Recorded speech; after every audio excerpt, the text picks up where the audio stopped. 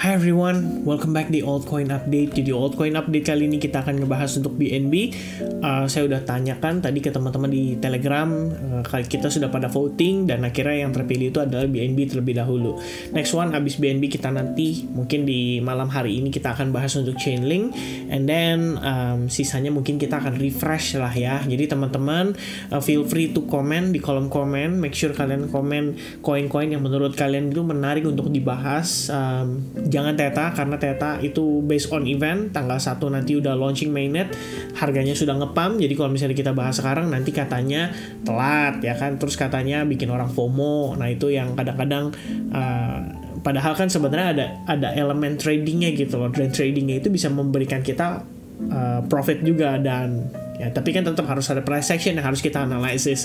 So jadi make sure kalian komen di kolom komen dan mampir juga ke Telegram kita guys, karena kalau misalnya kita nggak ada info polling atau voting, kalian bisa belajar istilahnya bisa support kita dari sana ya untuk menentukan nih koin apa yang akan kita bahas pada hari-hari berikutnya. And then yang penting kalau misalnya kalian mampir ke Telegram kita, tadi kita ada satu pembahasan yang menarik tentang Fed pivot. Jadi pertanyaannya adalah apakah market akan langsung instantly become bullish setelah Fed melakukan pivot. Nah, itu menarik teman-teman. Jadi ada fakta menarik yang bisa kalian temukan.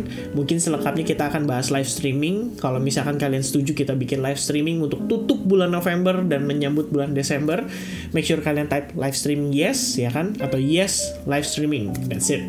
Di kolom komen juga ya. Jadi semakin banyak semakin bagus, karena saya akan bikin ya mungkin untuk minggu ini, dan seperti biasa jadwal akan saya announce melalui Telegram. Alright, so kita akan masuk dulu untuk ke pembahasan Binance. Ada yang nanya ke saya, Binance itu kenapa ngepam, kenapa BNB istilahnya naik lumayan signifikan.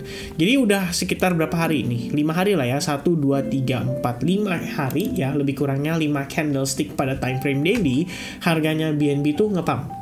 Jawabannya cuma satu teman-teman, karena ada launchpad ya. Jadi launchpad itu dirilis 5 hari yang lalu.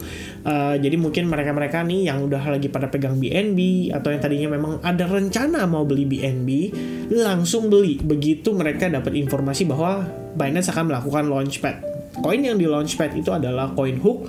Terus terang saya nggak doing research about it. Jadi kalau misalnya kalian ada yang research, kalian pengen share, ya nggak masalah, share aja di kolom komen. Nanti saya akan pin kalau misalkan share researchnya kalian bagus ya.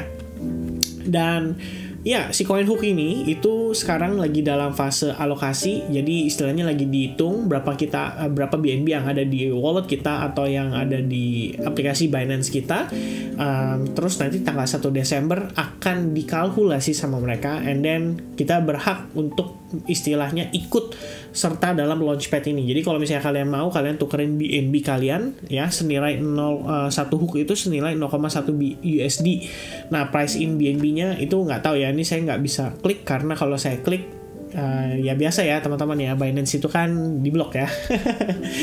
Nah jadi ya kira-kira begitu, kalian bisa cari tahu sendiri anyway. Jadi nanti di hari H tanggal 1 Desember kalian punya kesempatan untuk tuker koin BNB kalian sebagian untuk mendapatkan koin Hook ini before harganya di post. Jadi istilahnya kalian dapat harga pre-launch atau harga pre-sale, and then begitu di launching, boom, harganya biasanya cenderung ngepump. Nah, kalau saya strateginya simple aja. Koin-koin itu biasanya saya jarang pegang, jadi kayak GMT atau Hook, saya cuma ikut aja waktu mereka lakuin launchpad. Jadi begitu launchpad, oke, dapat koinnya udah bisa dijual, saya jual, and then boom, exit ya, clear. Karena saya cuma manfaatin momen jangka pendek aja. And then setelah jual, biasanya BNB turun, harga BNB turun, kita buyback lagi di BNB-nya. Alright guys, nah itu sedikit strategi yang biasanya saya lakukan untuk menghadapi launchpad di Binance. Nah, pertanyaannya adalah sekarang sejauh mana BNB akan naik, dan kalau misalnya terkoreksi kira-kira sejauh mana juga. Sebenarnya ada di only area yang memiliki support and resistance yang strong, itu adalah di kisaran $265 lah ya kalau kita bulatkan. Jadi di area ini tuh memiliki historical strong resistance dan support. Kalau misalnya harga balik ya sebenarnya harusnya mudah-mudahan sih ketahan di atas $265. Tapi akan lebih baik lagi kalau misalkan BNB somehow itu bisa bertahan bertahan di atas area support resistance yang sebelumnya atau yang lebih di atas ya. Jadi anggapannya masih ada waktu nih sampai tanggal 1 Desember, mungkin harga masih akan cenderung diangkat lagi, dan pada saat proses pullback mungkin bisa ketahan di $300. Itu sementara kalau misalkan berdasarkan time frame daily. To be honest, menurut saya price actionnya si BNB kalau misalnya di time frame daily itu agak messy ya, atau agak berantakan. Tapi kalau misalnya teman-teman mau gunakan semacam Fibonacci retracement kayak tools yang bisa membantu kalian untuk mengukur potensi area-area yang bisa direvisit oleh si BNB, tetap guys, mengingat pergerakan sebelumnya itu adalah impulsive down and then pull back and then turun baru kemudian dia naik. Ini adalah potensi proses pencarian yang namanya lower high-nya untuk si BNB. Jadi kita perlu waspada terhadap kemungkinan BNB itu bisa terreject pada kisaran Fibo 61,8% atau Fibo 0,5%-nya. Nah, cuma kalau misalnya kita bisa lihat close up ya, zoom lebih dekat di 61,8 itu juga merupakan area support pada pergerakan sebelumnya. Jadi kayak harga sempat turun and then dia naik ya, which is di sini adalah area support dan sekarang ada potensi becomes resistance. So, untuk itu Fibo 50-nya saya hilangkan dan kita akan cuma gunakan Fibo 61,8%. Jadi untuk tahanan atas BNB saat ini adalah di level $319. Oke, dari penguatan yang terjadi dalam beberapa hari terakhir ini. Nah, kalau misalnya kita lihat dari price action di time frame hourly, jadi sebetulnya ini saya udah analisis yang saya share ke grup advance juga. Nah, seperti yang tadi kita sampaikan ya, di area ini terdapat yang namanya support ya. Di sini resist, become support, and then become support, di break back become resistance ya. Jadi the same level tepat di mana BNB sebelumnya sempat ketahan-tahan, itu juga membuat harga BNB saat ini tertahan. Walaupun kalau kita lihat momentumnya ini sebenarnya masih bisa dikatakan cukup strong ya. Impulsif, ya, slightly pull back and then boom, break lagi. Walaupun breaknya nggak terlalu signifikan, tapi tetap kita consider ini sebagai indikasi bahwa buyers itu kembali masuk dan men-take over harga. Sehingga kita bisa asumsikan bahwa di level ini akan terdapat area demand. Let's say BNB-nya nanti turun atau koreksi, mungkin kita akan ngetes ke level itu. Dan kalau misalnya kita dapat reaction, ya itu sebenarnya bisa jadi dimanfaatkan buat teman-teman yang lagi trading untuk BNB.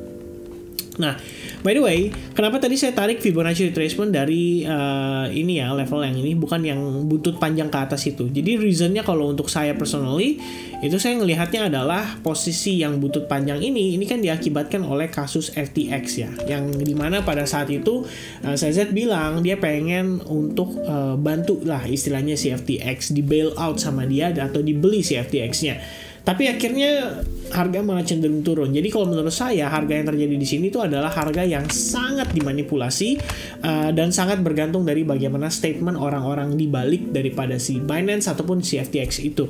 Jadi yang saya anggap price-nya itu real adalah di kisaran $362 dan untuk bottom-nya ada di $250.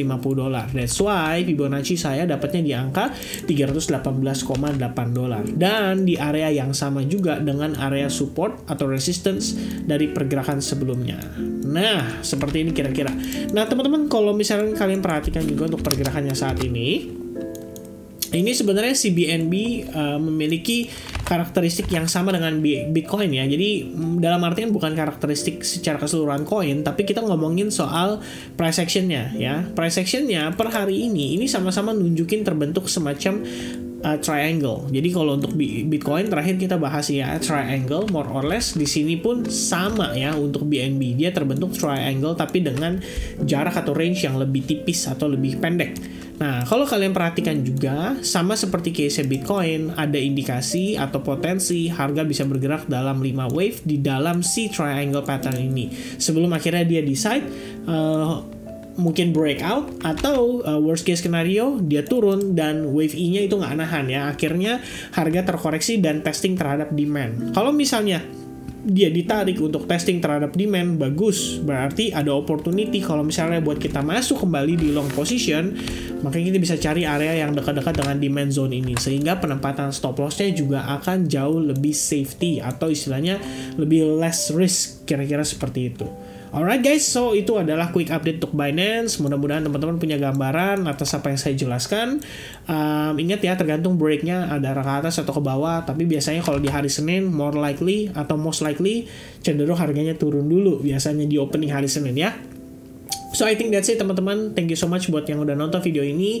Jangan lupa komen, jangan lupa give likes button, dan juga subscribe channel ini. Sampai ketemu lagi di update berikutnya. Dan see you guys. Have a nice day. Bye-bye.